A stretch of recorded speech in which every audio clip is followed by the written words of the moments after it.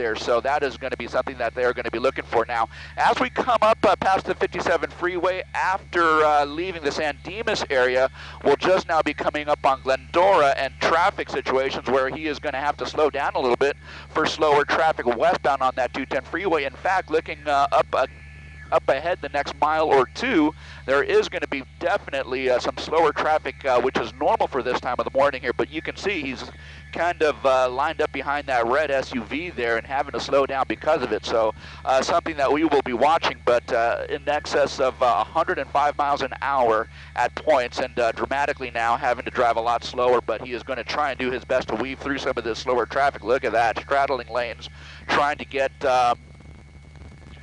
through some of the slower traffic. Now he's made his way over to the right shoulder here, and there is the potential that he may want to get off the freeway.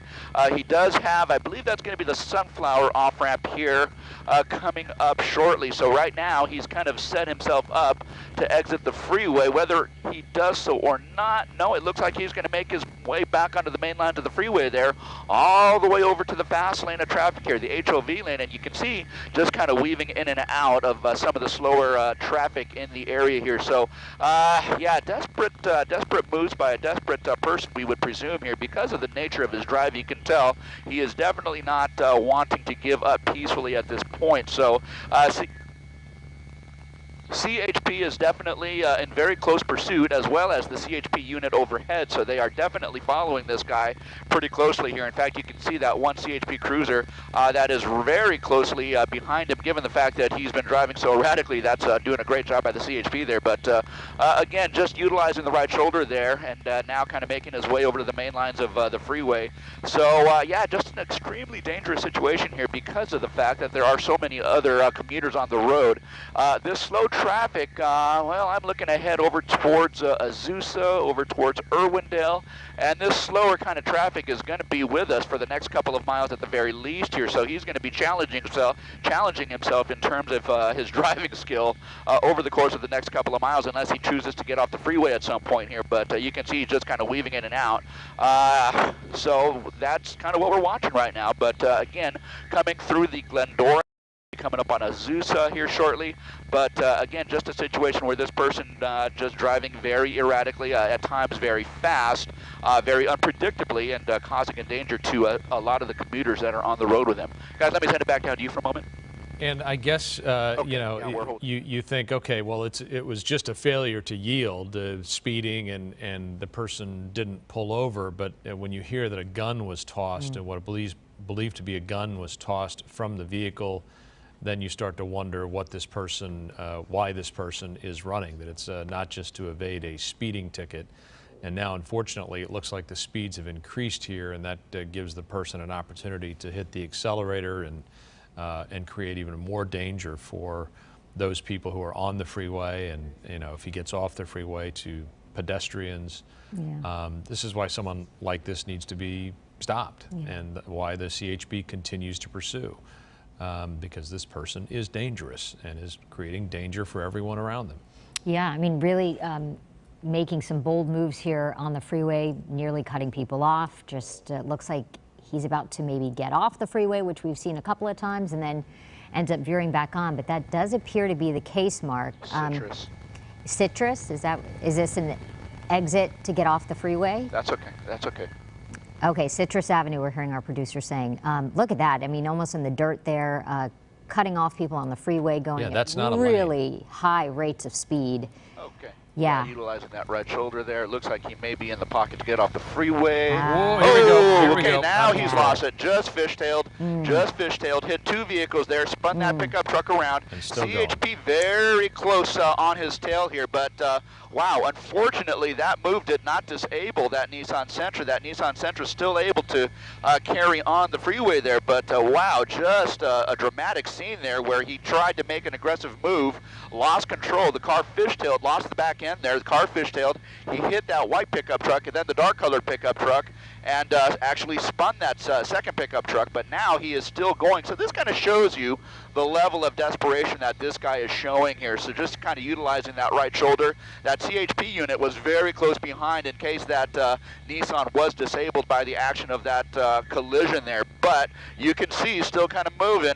Wow, miraculously that thing is still going. So he is still on the freeway there, utilizing that right shoulder and being pursued by the CHP pretty closely here. But again, wow, is he going to try and get himself into a position there where he might be able to get off the freeway? We'll see.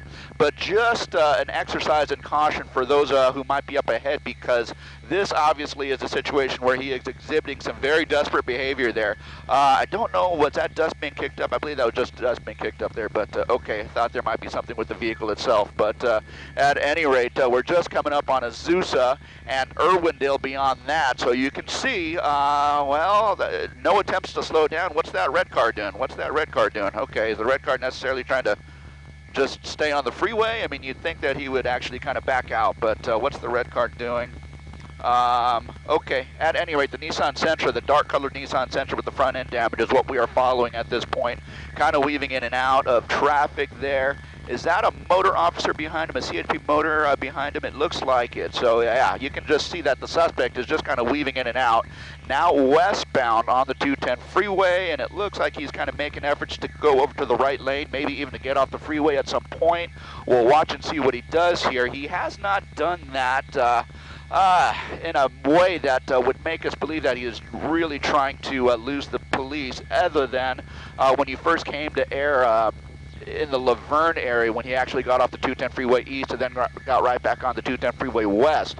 But now we are going to be coming up on the Irwindale area over towards the 605, and perhaps this is an area that he might be familiar with. If you were listening to us just a couple of minutes ago, that 605 and the 210 is the area where he just threw a gun out of the window there. That is what they believed at that point anyways.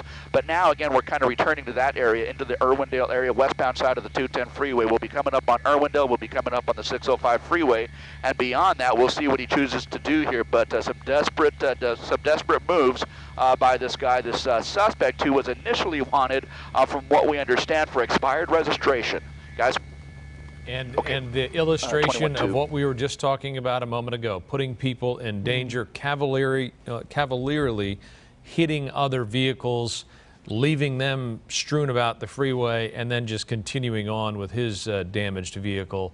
Again, continuing to put people at risk. This is the 210 freeway near the 605 at this point, going westbound. If you know anyone in that area, obviously try to stay off the freeway right now.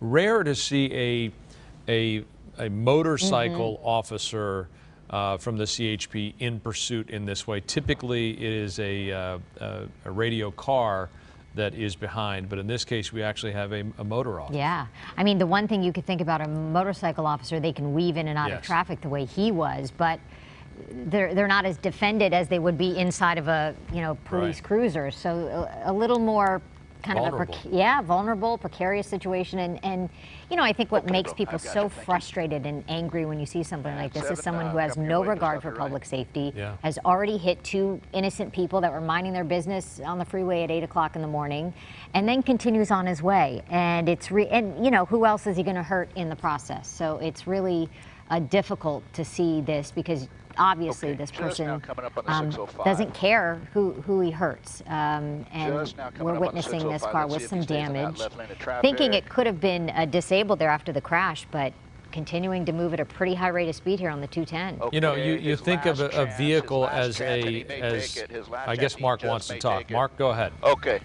Yeah, his last chance, and he just may take it, is what we were saying here. He was just now coming up on the 605 freeway and utilizing the left lane of traffic here, but he did swerve over to the right, and now he is going to be on the transition to the 605 south. This is right in the area where he discarded that weapon, about 20 minutes ago here. So now, again, backtracking back south on the 605 freeway. Now, earlier on, when we first started hearing this pursuit, he was actually coming through downtown Los Angeles, eastbound on the 10 freeway. He made it to the 60, and then he made it to the northbound 605, and then up to the 210 freeway here. So you can kind of see he's okay, Aldo, thanks. He's now just kind of backtracking, and now 605 south from the 210 freeway there. You can see that motor officer that is, relatively close behind him, just kind of keeping tabs on him.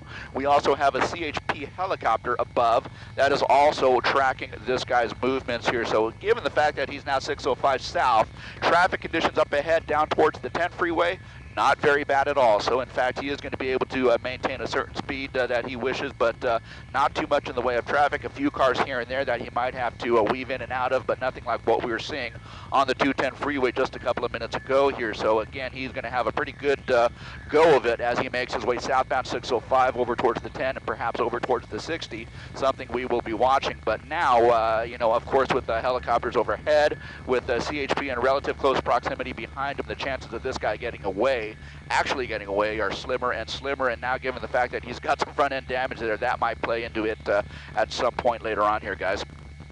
The motor officer that's pursuing, is that officer alone, or are there units behind the motorcycle officer? Yeah, no, it's not just the one motor officer. There's at least 2 motor officers and a couple of cruisers that I can see behind him. And of course, as we mentioned, let's see, 1 cruiser, a couple of motorcycles, and well, no, more than 1 cruiser, at least 2 cruisers, and of course the CHP helicopter above here. So that's kind of what we're working with right now. So it looks like they do have the resources in place to be able to keep up to this guy. There's about as nice a shot as we can get into that driver door window there.